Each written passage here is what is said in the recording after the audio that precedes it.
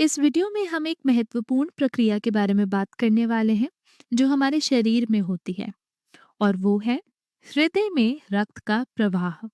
मतलब रक्त हृदय में कैसे प्रवेश करता है और बाहर कैसे निकलता है। हम हृदय के नोडल ऊतक यानी कि नोडल टिश्यूज के बारे में भी चर्चा करेंगे जो हृदय को उसकी खुद की लय पर धड़कने में काफी मदद करते हैं। सबसे पहले हम हृदय में रक्त प्रवाह को समझने के लिए हृदय की संरचना का एक चित्र देखेंगे। तो यहाँ हृदय का एक चित्र है। हमें पता है कि हृदय में चार कक्ष होते हैं: दाया आलिंद, दाया निलय, बाया आलिंद और बाया निलय। आलिंद यानी कि एट्रियम और निलय यानी कि वेंट्रिकल। तो हृदय का दाया हिस्सा ऑक्सीजन रहित रक्त के लिए होता है, जबकि बायां हिस्सा ऑक्सीजन युक्त रक्त के लिए। अब हम ऑक्सीजन रहित रक्त के हृदय तक विभिन्न हिस्सों से पहुंचने की प्रक्रिया को समझेंगे। ये प्रक्रिया दो मुख्य रक्त वाहिकाओं के माध्यम से होती है: अग्र महाशिरा, जिसे हम सुपीरियर वेना कावा बोलते हैं, और पश्च महाशिरा, जिसे हम इंफीरियर वेना कावा बोलते हैं। अग्र महाशिरा शरीर के ऊपरी हिस्सों जैसे कि सिर और हाथों से रक्त लाती है।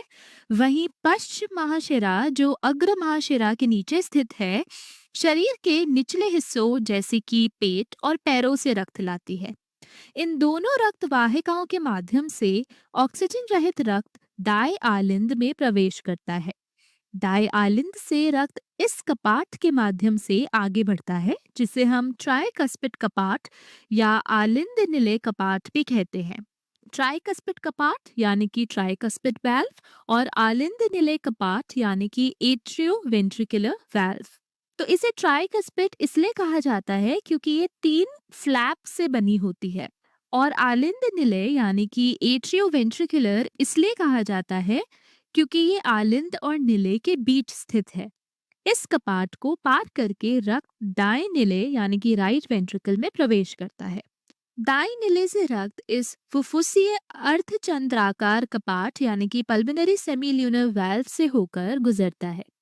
इसे फुफ्फुसीय इसलिए कहा जाता है क्योंकि ये फेफड़ों से संबंधित है, जहां रक्त अब आगे जाएगा। तो इसे अर्धचंद्राकार इसलिए कहते हैं क्योंकि ये सुनिश्चित करता है कि रक्त केवल एक दिशा में ही प्रवाहित हो और वापस ना लौटे, और साथ ही में इसका जो आकार होता है वो अर्धचंद्रमा जैसा होता है। तो इस फुफ्फुसीय अर्धचंद्राकार कपाट के माध्यम से रक्त फुफ्फुसीय धमनी यानी कि पल्मोनरी आर्टरी में प्रवेश करता है, जो दो भागों में विभाजित होती है। दाएं फुफ्फुसीय धमनी यानी कि राइट पल्मोनरी आर्टरी दाएं फेफड़ों से रक्त की आपूर्ति करती है, और बाएं फुफ्फुसीय धमनी यानी कि लेफ्ट पल्मोनरी आर्टरी बाएं फेफड़ों को। फेफड़ों में रक्त ऑक्सीजन युक्त हो जाता है, और फेफड़ों से ऑक्सीजन युक्त रक्त फुफ्फुसीय शिराओं यानी कि पल्मोनरी वेन्स द्वारा उठाया जाता है। दाएं फुफ्फुसीय शिरा दाएं फेफड़ों से रक्त उठाती है, और बाएं फुफ्फुसीय शिरा बाएं फेफड़े से। इन फुफ्फुसीय शिराओं के माध्यम से ऑक्सीजन युक्त रक्त बाएं आलिंद में प्रवेश करता है। बाएं आलिंद से रक्त इस कपाट के माध्यम से आगे बढ़ता है, जिसे बाइकस्पिड कपाट, मिट्रल कपाट या बाइकस्पिड आलिंद निलय कपाट कहा जाता है। इसे बाइकस्पिड इसलिए कहते हैं क्योंकि ये दो फ्लैप से बना होता है, जो ट्राइकस्पिड कपाट से अलग है जिसमें तीन फ्लैप होते हैं। और आलिंद निलय इसलिए क्योंकि ये आलिंद और निलय के बीच में स्थित है। इस बाइकस्पिड कपाट को पार करके रक्त बाएं निलय में प्रवेश करता है, और बाएं निलय से रक्त इस कपाट के माध्यम से आगे बढ़ता है, जिसे महाधमनी अर्धचंद्राकार कपाट कहा जाता है। इसे फिर से अर्धचंद्राकार इसलिए कहते हैं क्योंकि इसका आकार अर्धचंद्रमा से काफी मिलता है। तो महाधमनी अर्धचंद्राकार कपाट से होकर रक्त महाधमनी में प्रवेश करता है, जो हमारे शरीर की सबसे बड़ी रक्त वाहिका है। महाधमनी फिर छोटी रक्त वाहिकाओं में विभाजित हो जाती है और शरीर के सभी भागों में रक्त की आपूर्ति करती है। यही हृदय में रक्त प्रवाह की सामान्य प्रक्रिया है। हम इसे चक्रीय तरीके से भी देख सकते हैं। यदि आप चाहें तो यहाँ वीडियो रोककर प्रवाह को बेहतर ढंग से समझ सकते हैं। हालांकि हम यहाँ एक संक्षिप्त पुनरावलोकन करेंगे। शिराएं जो सभी कोशिकाओं से ऑक्सीजन रहित रक्त उठाती हैं, अंततः मिलकर पश्च और अग्र महाशिरा का निर्माण करती हैं। महाशिरा से ऑक्सीजन रहित रक्त दाएं आलिंद में प्रवेश करता है और फिर ट्राइकस्पिड आलिंद निलय कपाट के माध्यम से दाएं निलय में पहुंचता है। दाएं निलय से ये रक्त फुफ्फुसीय धमनी में प्रवाहित होता है, जो फुफ्फुसीय अर्धचंद्राकार कपाट से होकर गुजरता है। फुफ्फुसीय धमनी ऑक्सीजन रहित रक्त को फेफड़ों तक ले जाती है, जहां इसका ऑक्सीजनकरण होता है। फेफड़ों में फुफ्फुसीय शिराएं ऑक्सीजन युक्त रक्त को उठाती हैं। ये रक्त बाएं आलिंद में लाया जाता है और फिर बाइकस्पिड कपाट, जिसे मिट्रल कपाट या आलिंद निलय कपाट भी कहा जाता है, इसके माध्यम से बाएं निलय में पहुंचता है। बाएं निले से ये रक्त महाधमनी अर्धचंद्राकार कपाट के माध्यम से महाधमनी में प्रवेश करता है, जो इसे सभी कोशिकाओं तक पहुंचाता है। ये प्रक्रिया हृदय में रक्त प्रवाह को समझाती है। तो अब हम हृदय के चालन प्रणाली यानी कि कंडक्टिंग सिस्टम या नोडल ऊतक पर चर्चा करेंगे। आपने ये कहावत तो सुनी ही होगी कि हृदय अपनी लय पर धड़कता है। ये कहावत वास्तव में सच है, क्योंकि हृदय में विशेष ऊतक होते हैं जो हृदय को संकुचन यानी कि कॉन्ट्रैक्ट और विश्राम यानी कि रिलैक्स के लिए आवश्यक विद्युत संकेत यानी कि इलेक्ट्रिकल सिग्नल्स उत्पन्न करते हैं। ये ऊतक संशोधित हृदय पेशियां हैं, जिन्हें नोडल ऊतक कहा जाता है। ये ऊतक हृदय की चालन प्रणाली बनाते हैं। यही कारण है कि हृदय को संकुचन और विश्राम के लिए तंत्रिका तंत्र से संकेतों पर निर्भर नहीं रहना पड़ता। यही कारण है कि जब आप अपनी माँ के गर्भ में भ्रूण के रूप में होते हैं, तो हृदय बनने के तुरंत बाद धड़कना शुरू कर देता है। हृदय में कई प्रकार के नोडल ऊतक होते हैं।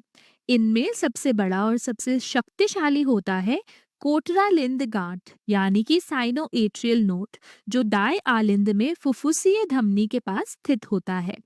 कोटरालिंद गांठ विद्युत संकेत उत्पन्न कर सकता है, जो हृदय की आराम की स्थिति में हृदय दर यानी कि रेस्टिंग हार्ट रेट को बनाए रखता है।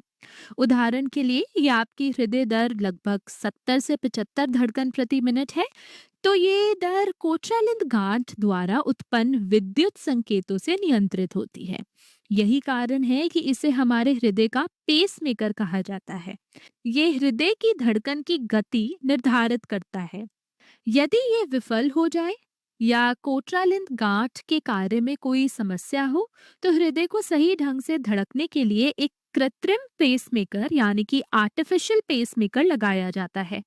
ये पेसमेकर हृदय की सामान्य गति या लय बनाए रखता है। कोटरालिंद गांठ से विद्युत संकेत बैकमैन बंडल के माध्यम से बाएं आलिंद तक और फिर निलयों तक पहुंचाए जाते हैं। लेकिन इसे निलयों तक भी किसी तरह पहुंचना होता है, और ये कार्य नोडल प्रणाली के अगले भाग जिसे अलिंदी निलयी गांठ द्वारा किया जाता है। तो ये आलिंदी निलयी गांठ दाएं आलिंद और दाएं निलय के बीच स्थित होता है।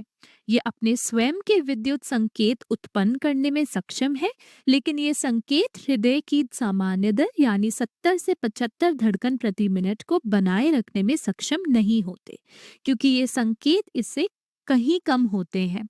जब विद्युत संकेत कोटरालिंद गांठ से आलिंदी निलयी गांठ तक पहुंचते हैं, तो ये आलिंदों को संकुचन करने का कारण बनता है। अब यहाँ से संकेतों को किसी तरह निलयों तक भी पहुंचाना होगा, है ना?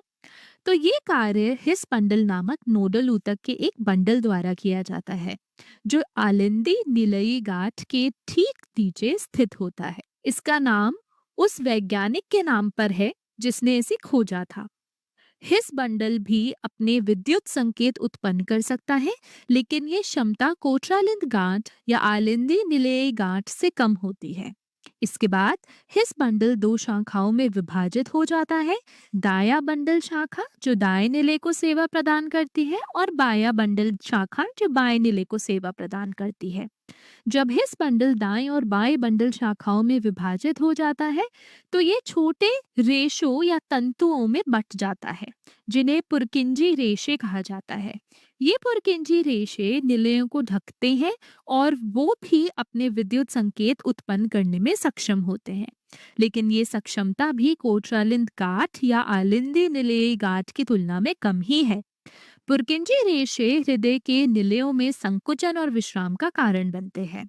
अब यदि आप छवि को ध्यान से देखें तो आप देखेंगे कि बाएं निलय क्षेत्र में पुरकिंजी रेशे की संख्या दाएं निलय क्षेत्र की तुलना में अधिक है। ऐसा क्यों है? इसका कारण ये है कि बाएं निलय को दाएं निलय की तुलना में अधिक दबाव के साथ संकुचन करना पड़ता है। ऐसा इसलिए क्योंकि बायां निलय ऑक्सीजन युक्त रक्त को महाधमनी के माध्यम से पूरे शरीर में भेजता है और ये दाएं निलय की तुलना में अधिक दबाव पर किया जाता है, जो रक्त को फेफड़ों तक भेजता है। इस उच्च दबाव को उत्पन्न करने के लिए बाएं निलय में दाएं निलय की तुलना में अधिक विद्युत संकेतों की आवश्यकता होती है और यही कारण है कि बाएं निलय में दाएं निलय की तुलना में पुरकिंजी रेशे अधिक होते हैं। तो ये था हृदय के नोडल ऊतक के बारे में, जो सचमुच हृदय को उसकी स्वयं की लय पर धड़कने में सक्षम बनाता है। हृदय चक्र और हृदय की धड़कन के बारे में अधिक जानने के लिए हम अगली वीडियो में चर्चा करेंगे।